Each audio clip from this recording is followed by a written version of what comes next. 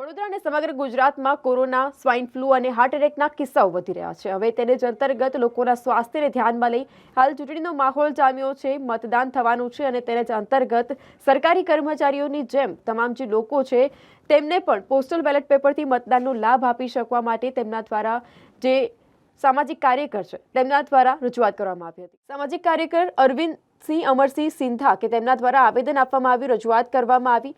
તેમના દ્વારા વડોદરાને જણાવવામાં આવ્યું કે વડોદરા અને ગુજરાતમાં જે રીતે કેસ વધી રહ્યા છે સાથે ન્યુમોનિયા અને હાર્ટ એટેકના કેસોમાં પણ ઝડપથી વધારો થઈ રહ્યો છે। વાતાવરણમાં ઓક્સિજનનું પ્રમાણ પણ ઓછું થવાથી ઉકળાટ, ગભરાટ જેવો માહોલ જોવા મળ્યો છે।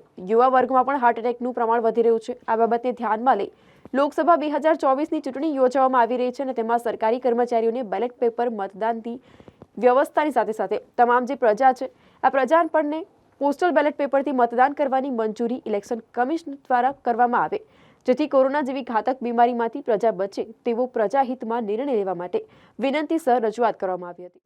આજે જે લોકસભા 2024ની ચૂંટણી યોજવામાં આવી રહી છે ત્યારે કોરોનાના મહામારી એટલે કે કોરોનાનો રોગ દિવસે ને દિવસે વધુ વકરતો જાય છે।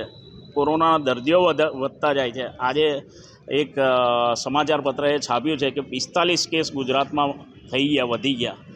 તો હજુ તો ચૂંટણીને 1.5-2 મહિના બાકી છે અને તે દરમિયાન જો કેસો વધી જાય તો તેના માટે અમે ચૂંટણી રદ કરવાનું નથી કહેતા, પરંતુ જેવી રીતના સરકારી કર્મચારીને પોસ્ટલ બેલેટથી મતદાન કરવામાં આવે છે એ રીતના પ્રજા માટે પણ એક એવી જ સિસ્ટમ ડેવલપ કરવામાં આવે કે બેલેટ પેપરથી મતદાન કરી શકે। કારણ કે અત્યારે જુઓ તમે કે ઉનાળાની ગરમી, ન્યુમોનિયાના કેસ, હાર્ટ એટેકના કેસો એટલા વધી રહ્યા છે, જેથી કરીને એક સિનિયર સિટીઝનો અને પ્રજા પોસ્ટલ બેલેટથી મતદાન કરે એવું એક સૂચન કરવા માટે આજે અહીંયા મુખ્ય ચૂંટણી અધિકારી અને મુખ્ય ચૂંટણી કમિશનરને કલેક્ટરશ્રી દ્વારા આ એક સૂચન કરવામાં આવ્યું છે। તેનો અમલ થાય અને જો 10-15 દિવસમાં અમલ કરવામાં કોઈ જવાબ નહીં આવે તો અમે ગુજરાત હાઈકોર્ટ દ્વારા PIL મારફતે એક આવો હુકમ લાવીશું, પોસ્ટલ બેલેટ દ્વારા મતદાન થાય।